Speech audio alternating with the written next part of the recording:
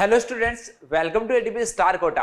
तो देखिए बच्चों, आज का वीडियो उन सारे जे 2024 एस्पिरेंट्स के लिए बेहद खास होने वाला है जिनकी 11th क्लास जो है वो उसमें मैथ्स में वो इतना अच्छा नहीं कर पाए थे या मैथ्स उनका बहुत ही वीक सब्जेक्ट रह गया था।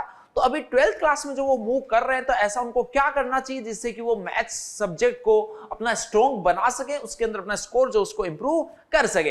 तो इसी से रिलेटेड कुछ चीजें बच्चों मैं आपको इस पर्टिकुलर वीडियो में बताने वाला हूं। तो इस वीडियो को एंड तक जरूर देखना, काफी हेल्प बच्चों आपको इससे मिलने वाली है। और जो भी बच्चों आपकी ड्रीम कॉलेज है जिसमें आप जे 2024 को क्रैक करके पहुंचना चाहते हो, वो कमेंट सेक्शन में आपको जरूर लिखना है। तो चलिए यार स्टार्ट करते हैं। सबसे पहला जो सबसे एक बड़ा डाउट आता है वो आता है कि सर 11th क्लास में हमने मैथ्स में बिल्कुल कुछ भी नहीं पढ़ा। हो सकता है बाकी सब्जेक्ट में आपने अच्छा किया हो या ना किया हो, बट मैथ्स जो वो तो हमारा पूरा बर्बाद हो चुका है। तो क्या ऐसा पॉसिबल है कि सिर्फ और सिर्फ हम 12th क्लास में ही 12th क्लास का भी सिलेबस कंप्लीट कर लें और 11th क्लास का भी सिलेबस कंप्लीट करके जेईई में बहुत अच्छा स्कोर जो वो कर सके? तो पहली चीज तो यार बिल्कुल इसका जवाब यस है, बट आपको मेहनत जो वो डबल बच्चों करनी पड़ेगी। जो बच्चे पहले से तैयारी कर रहे हैं उनके कंपैरिजन में आपको डबल मेहनत करनी पड़ेगी। तो अगर आप अपनी इतनी हार्डवर्क करने के लिए अगर रेडी हो तो बिल्कुल बच्चों आप 11th क्लास का सिलेबस भी बहुत अच्छे से कर सकते हो और 12th क्लास का सिलेबस जो वो भी बच्चों आप इसी ईयर में जो अच्छे से कंप्लीट कर सकते हो। और यार वैसे भी आपको थोड़ा बहुत आइडिया होगा कि जैसे जेईई एडवांस जैसा एग्जाम जो है उसमें भी अगर बच्चों आप 35% पेपर करके आ जाते हो, 35% मार्क्स अगर आपके आ जाते हो तो आपको एक बहुत अच्छी आईआईटी मिल जाती है। यस और नो? तो वैसे ही पूरा का पूरा सिलेबस तो वैसे रिक्वायर्ड नहीं होता। तो इस चीज के बारे में तो आप सोचना छोड़ ही दीजिए कि 11th और 12th का पूरा सिलेबस जो आप कंप्लीट कर पाओगे या नहीं कर पाओगे। बिल्कुल बहुत ढंग से आप बच्चों कंप्लीट कर सकते हो। इसके अलावा आपको कुछ लिमिटेड सिलेबस जो उस पर फोकस करना होगा, तो वो लिमिटेड सिलेबस जो वो आपको बच्चों पता होना चाहिए। चलिए अगली देखो, सबसे जो इंपॉर्टेंट चीज मैं बता रहा हूं कि अगर मान लो कि अभी तक मैथ्स आपका बिल्कुल बर्बाद है तो आपको कैसे इसकी स्टार्टिंग जो वो करनी चाहिए उस चीज के बारे में बच्चों बात करते हैं। तो देखो सबसे पहली चीज तो है कि मैथ्स जनरली जिन भी स्टूडेंट का वीक होता है उसका मेन रीजन यही होता है कि उनके बेसिक्स जो है, उनका जो फाउंडेशन है वो काफी वीक रह जाता है। क्योंकि जो बेसिक्स वाला पार्ट होता है वो 11th क्लास के बहुत स्टार्टिंग में पढ़ाया जाता है, तो उस टाइम पे तो पढ़ाई का इतना माहौल ही नहीं बनता। तो माहौल में एक्चुअल में टाइम जो निकल जाता है और जब अपने को समझ आना स्टार्ट होता है थोड़ा बहुत, तब तक मैथ्स बहुत आगे जा चुकी होती है। तब तक हर बार टीचर से यही सुनने को मिलता है कि बेटा तूने वो बेसिक नहीं पढ़ा, और उसी वजह से अपना मैथ सब्जेक्ट जो बच्चों वीक रह जाता है। तो सबसे पहले यार जो बिल्कुल आपकी समस्या की जो जड़ है, जो आपका फाउंडेशन है, वहीं से आपको जो स्टार्ट करना है, स्टार्ट विद बेसिक्स। अब देखो बेसिक्स का क्या मतलब होता है, बहुत ही सिंपल सा फंडा है। बेसिक में जैसे मतलब ऐसा बोल दिया जाता है कि बेसिक्स अच्छे करो, तो मैं आपको एग्जैक्टली बता देता हूं कि ऐसी कौन कौन सी चीजें हैं मैथ्स की जो आपकी 11th और 12th की पूरी मैथ्स में लगातार काम आने वाले हैं। तो यार उसमें पहली चीज है इनइक्वालिटीज। इनइक्वालिटीज बहुत ढंग से डिटेल में सीख लीजिए कि कैसे जो सॉल्व करते हैं। उसके बाद अगला आता है मॉड्यूलस फंक्शन, जो वो कैसे क्या रहता है उसके अंदर, ये आप कीजिए। उसके बाद ग्रेटेस्ट इंटीजर फंक्शन क्या होता है, लॉगरिथमिक फंक्शन जो है वो क्या होता है, कैलकुलेशन जो है उसको कैसे मैनिपुलेट करते हैं, जो नंबर्स के स्क्वायर्स है, क्यूब्स है, उनको जल्दी कैसे कैलकुलेट किया जाता है। तो ये मैथ्स के बिल्कुल ही बेसिक लेवल की चीजें हैं जिनका यूज जो है वो ऐसा कोई चैप्टर नहीं होगा जहां पे बच्चों नहीं आ रहा होगा। तो आप इनसे स्टार्ट कीजिए। और इनका भी ऐसा नहीं कि आपने सिर्फ वन शॉट वीडियोस देख लिया, क्योंकि ज्यादातर बच्चे यही गलती करते हैं क्योंकि वो वन शॉट वीडियोस के चक्कर में पड़ जाते हैं। तो यार आपका 11th वीक इसीलिए तो रह गया है। वन शॉट उस बच्चे के लिए है जिसने पहले से अच्छे से सब्जेक्ट में कमांड है और उसको अब थोड़ा रिवाइज करना है, तो उसके लिए वन शॉट वीडियो जो वो हेल्पफुल होते हैं। तो यार आप पूरे डिटेल्ड लेक्चर बच्चों इन चैप्टर्स के देखिए, अदरवाइज अगर अभी आप इसके वन शॉट देखोगे तो बिल्कुल ये फिर से बच्चों आपका मैथ सब्जेक्ट जो है वो वीक ही रह जाएगा। चलिए अगली बात है मस्ट डू चैप्टर्स। जैसे कि बच्चों अभी आपने 11th के एग्जाम जो वो दे लिए हैं, आप अभी 12th क्लास में मूव कर चुके हो, तो सबसे बड़ी चीज रहती है कि सर हम ऐसा नहीं कर सकते, ऑब्वियसली नहीं कर सकते कि अभी पहले पूरी 11th क्लास आप कंप्लीट करो उसके बाद में 12th का सिलेबस स्टार्ट करें, क्योंकि यार आपको 12th के बोर्ड्स भी देने हैं। तो 12th क्लास का सिलेबस टाइमली कंप्लीट होना बहुत जरूरी है।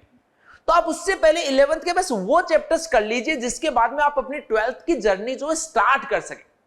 ऐसे चैप्टर्स बच्चों कौन कौन से चैप्टर्स हैं, जैसे अगर मान लो मैं मैथ्स में बेसिक मैथ्स वाली आपको चीजें बताई, उसके अलावा आप एक क्वाड्रेटिक इक्वेशन कर लीजिए, कंपाउंड एंगल कर लीजिए और सीक्वेंस एंड सीरीज।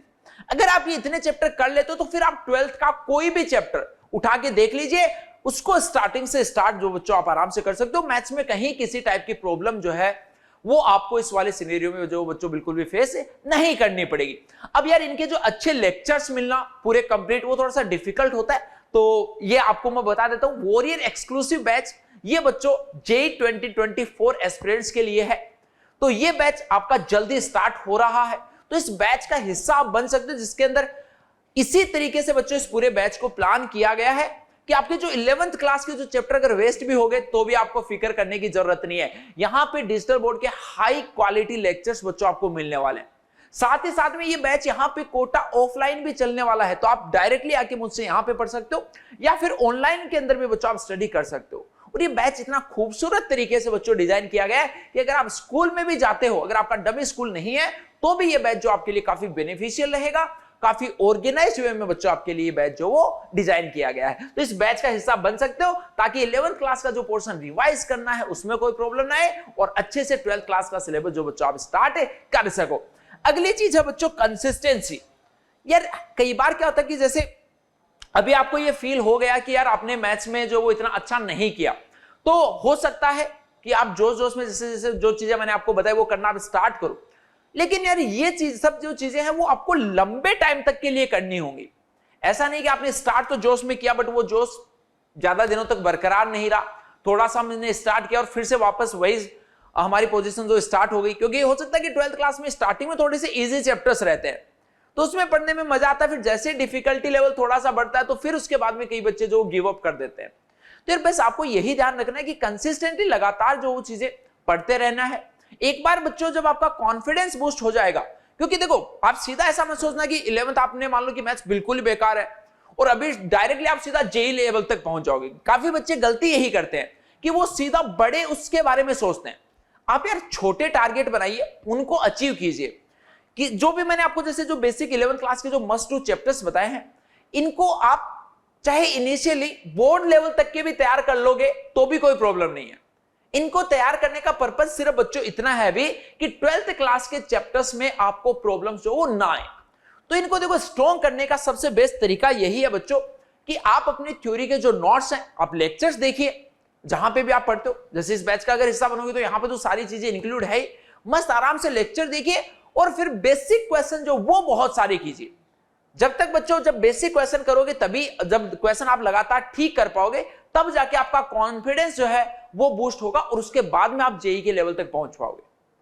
तो इस चीज का आपको ध्यान रखना कि बेसिक छोटे छोटे क्वेश्चन जो ज्यादा से ज्यादा करो। इसके अलावा एक चीज और, मैथ्स में जो सबसे ज्यादा जो बच्चे गलती करते हैं वो क्या करते हैं, वो क्वेश्चन में अपना दिमाग नहीं लगाना चाहते। एक क्वेश्चन स्टार्ट करते हैं, जैसे उनको थोड़ा सा डिफिकल्टी फेस होती है तुरंत सॉल्यूशन की तरफ भाग जाते हैं। यार मैं आपको क्लियरली बोलूंगा कि आप सॉल्यूशन देख देख के क्वेश्चंस को मत कीजिए, उससे आप कुछ नहीं सीख रहे हो। आपका माइंड नई प्रॉब्लम्स को सोल्व करने के लिए तभी बच्चों डेवलप हो पाएगा जब आप क्वेश्चंस को, जब तक आप मेजॉरिटी क्वेश्चंस को बिना सॉल्यूशन देखे जो सोल्व करोगे तभी आपका माइंड का डेवलपमेंट जो वो बहुत अच्छे तरीके से होगा। तो डायरेक्टली सॉल्यूशन जो उस पर जब ना करें, पहले आप पूरे ढंग से उस क्वेश्चन पे टाइम लगाएं। और इसके अलावा एक चीज और, क्या होता है कि कई बार हम दोनों चीजें साथ में करने के चक्कर में लग जाते हैं कि हमें क्वेश्चन ठीक भी करना है और टाइमली भी करना है। लेकिन जिन स्टूडेंट का मैथ्स बहुत वीक है मैं उनको पहले से बता देता हूं कि आप अभी सिर्फ एक चीज पे फोकस कीजिए, क्वेश्चंस को ठीक करने में। अगर दोनों चीजों को एक साथ लेके चलोगे तो यार हो सकता है आपके लिए डिफिकल्टी हो, फिर से आपके रास्ते जो थोड़े से डिफिकल्ट होते हैं और आप वहां पे फिर से हार मान जाओ। तो आप अभी के लिए इनिशियल लेवल पे सिर्फ और सिर्फ क्वेश्चंस को ठीक करने पे फोकस कीजिए। जब आपसे एक बार बच्चों क्वेश्चंस सोल्व होने लग जाएंगे ना, उसके बाद में अगला स्टेप आता है कि उनको टाइम बाउंड प्रैक्टिस जो वो कैसे करनी है। तो पहला फोकस जो वो आपका क्वेश्चन सॉल्विंग पे ही होना चाहिए। ओके बच्चों, तो यार बस ये सारी चीजों का ध्यान आपको रखना है और इसी के अकॉर्डिंग आप अपनी प्रिपरेशन जो है वो स्टार्ट कर सकते हो। एंड अगेन 2024 के लिए एक ऑर्गेनाइज्ड बैच आप ज्वाइन करना अगर चाहते हो तो warrior exclusive batch ATP star का जब भी आप वीडियो देख रहे हो उस टाइम पे बच्चों ज्वाइन कर सकते हो। इस बैच से रिलेटेड कोई भी अगर और भी क्वेरी आपकी रह जाती है तो जो नीचे यहाँ पे नंबर दिया उस नंबर पे बच्चों आप कॉल कर सकते हो। Best of luck.